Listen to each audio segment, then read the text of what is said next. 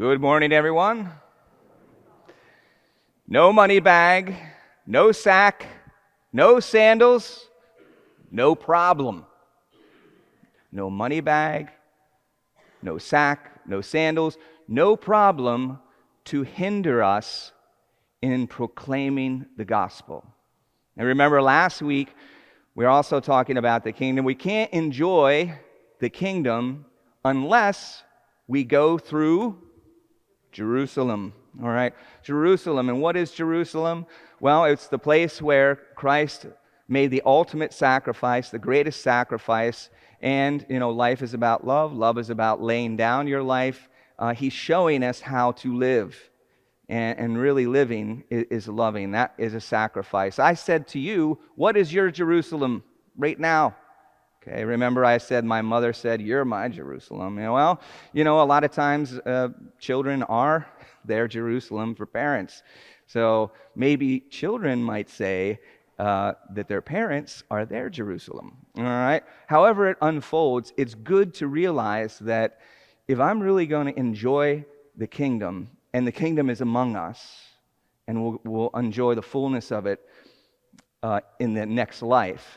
But if we're really going to enjoy the kingdom now, then we do have to acknowledge, this is a sacrifice for me right now. This is my Jerusalem. This is the invitation that the Lord is going to walk with me, and He's going to help me to take possession of myself and lay down myself in love. And a good sacrifice brings forth life in others and in ourselves. So, no money bag, no sack, no sandals, no problem that will hinder us in proclaiming the gospel. This first reading from Isaiah, it's a post-exilic period. In other words, they've been in exile for decades, and now they've been released, and now they're coming into Jerusalem. And he says that your joy and your fulfillment will be in Jerusalem. It's interesting when you connect last week and this week. Yes, there is joy in sacrifice and in the fullness of life that will come to us or come to them in Jesus Christ. But it points forward to the gospel where Jesus says, and why does he say that? He says, let me ask you this. Does anyone here know, and I want you to raise your hand, do you know somebody that if they go an overnight or 2 nights, they overpack? Anybody? Anyone? Sisters? No, I don't think the sisters. How many of you are that person? Okay, we have some honest people. Very good.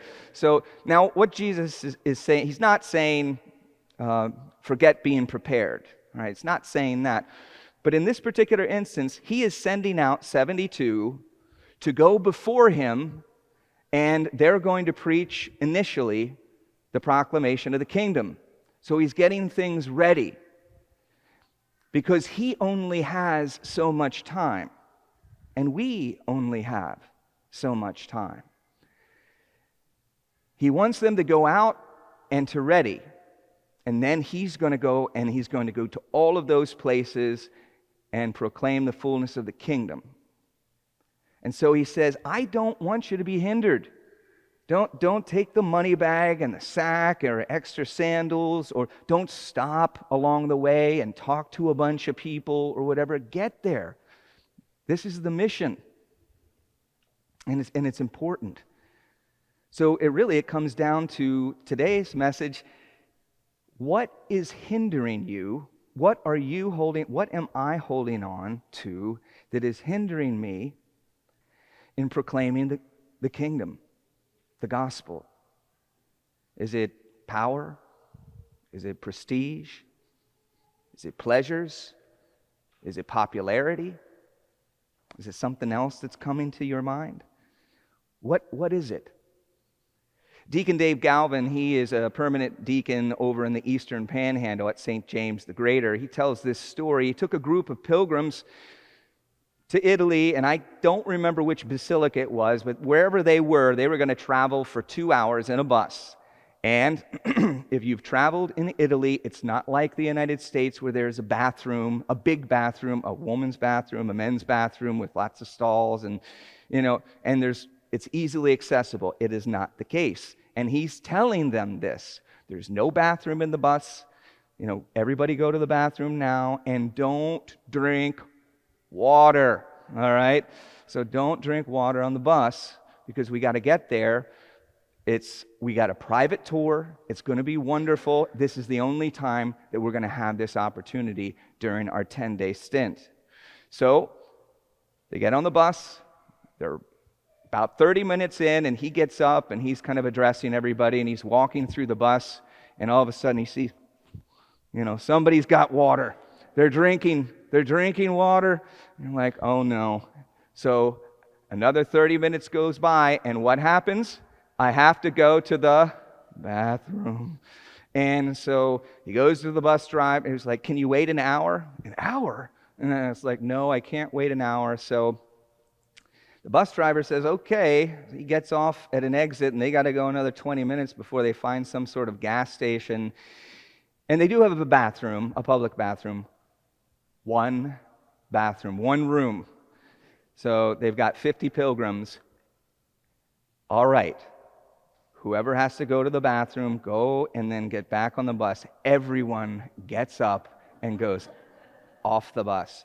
So they're all lined up one by one, and then he's like, oh boy, I don't know if we're going to make it.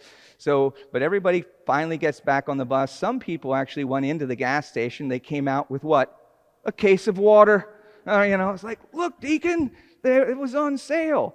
And they did not make their time. They missed their private tour. And you think about it, there's few people that decided to hold on to something, and you're like, well, diabetics and other people, no, that wasn't the case here. It was just people that wanted to hold on to something, and it kept the rest of them from experiencing this, what could have been a truly religious experience, something that could help them grow in their faith. Now, that's kind of a peripheral, but the main focus here is what can hinder us from proclaiming the kingdom. And that's personal, and we have to think about it. Maybe just one thing. I bet there's a few things that we're holding on to. Think about one, and maybe work on that this week. Lord, what is it that I'm holding on to? I kind of know. Help me. Help me to let it go, so that I can better proclaim your love to my family, to children, to my workplace, even to our community. Lord, help me to let go of my attachments.